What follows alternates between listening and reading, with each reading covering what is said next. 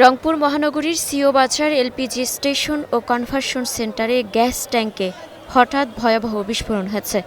বিস্ফোরণে ছিন্ন ভিন্ন হয়ে যায় ১৫টি যানবাহন। ক্ষতিগ্রস্ত হয় আশেপাশের কয়েকটি বাড়ি। শনিবার দুপুর ১২টার দিকে ঘটা বিস্ফোরণে একজনের মর্মান্তিক মৃত্যু হয়েছে। আহত হয়েছেন অন্তত ১০ জন। প্রত্যক্ষদর্শীরা জানায়, এক সপ্তাহ আগে ট্যাঙ্কে লিকেজ ধরা পড়ায় বন্ধ ছিল গ্যাস সরবরাহ। আজ শনিবার মেরামতের সময় হঠাৎ বিকট শব্দে কেঁপে ওঠে এলাকা। বিস্ফোরণ হওয়ায় ক্ষতিগ্রস্ত হয় গ্যাস স্টেশনের অফিস, সেখানে থাকা গাড়ি ও রাস্তায় চলাচল করা একটি যাত্রীবাহী বাস। বিকট শব্দতে আমি রুমের ভিতরে ছিলাম, না হলে 1 ইঞ্চি থেকে 2 ইঞ্চি আমি বিছানায় উঠে গেছি।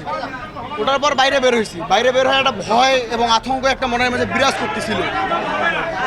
এরপর তো এসে দেখি এই অবস্থা। আমাদের বাসার সম্ভবত টিনের চাল নাই, আমাদের টিভি ফ্রিজের ক্ষতি হয়েছে, নানান ধরনের একটা সারা ক্ষতি হয়। ক্ষতি হয়েছে ওখানে আপনার অ্যাম্বুলেন্সের গাড়ি আছে, আরও অনেক গাড়ি আছে, এইভাবে অনেক ক্ষতি হয়ে গেছে। ফায়ার সার্ভিস জানায়, লিকেজ মেরামতের সময় অতিরিক্ত চাপের কারণে বিস্ফোরণ ঘটে। দ্রুত ঘটনাস্থলে পৌঁছে 4টি ইউনিট উদ্ধার অভিযান চালায়। আমরা 12টা 10 মিনিটের সময় সংবাদ পাই যে সিও বাজার ফিলিং এলপিজি গ্যাস ইয়াতে আর কি ফিলিং স্টেশনে একটা বিস্ফোরণ ঘটেছে, অগ্নিকাণ্ড ঘটেছে। সাথে সাথে আমাদের ফার্স্ট কল এবং প্রথম ওয়াটার টেন্ডার এবং দ্বিতীয় কল গাড়ি রওনা দেওয়া হয়। পরে জানানো হয় আবার যখন যেহেতু আগুন করছে কেমিক্যালের গ্যাসের আগুন, সাথে সাথে কেমিক্যাল টেন্ডার এবং পটন গাড়ি নিয়ে রওনা দেয়।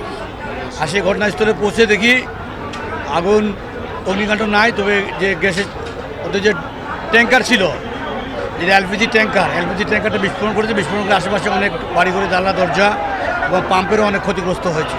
আশেপাশে যারা গাড়ি ছিল রাস্তার মধ্যে, সেই গাড়ি তো অনেক ক্ষতিগ্রস্ত হয়েছে। ওইটা গ্যাসের চাপ ছিল, দীর্ঘদিন এটাতে গত কয়েকদিন আগেও আমরা আসছিলাম গ্যাসের লিকেজের কারণে। তাদেরকে বলে গেছিলাম এটা মেরামত করে তাদের ব্যবস্থা নেন। ওনারা মেরামত করতেছিল, ওরা ওটা মাটি খুঁড়ে মেরামত করার ব্যবস্থা করছিল। ওরা হয়তো বুঝতে পারেনি যে ভিতরে চাপ সৃষ্টি আছে। ওই মুহূর্তে কাজ করতে গেছে, হয় ওয়েল্ডিং করতে গেছে না কাটিং করতে গেছে, গ্যাসের বিস্ফোরণ। গ্যাসের ট্যাঙ্কার বিস্ফোরণের ঘটনায় আহতদের রংপুর মেডিকেল কলেজ হাসপাতালে নিয়ে গেলে শ্রমিক সেলিম রেজা নামের একজনকে মৃত ঘোষণা করেন চিকিৎসক। মুক্তা আক্তার, স্টার নিউজ।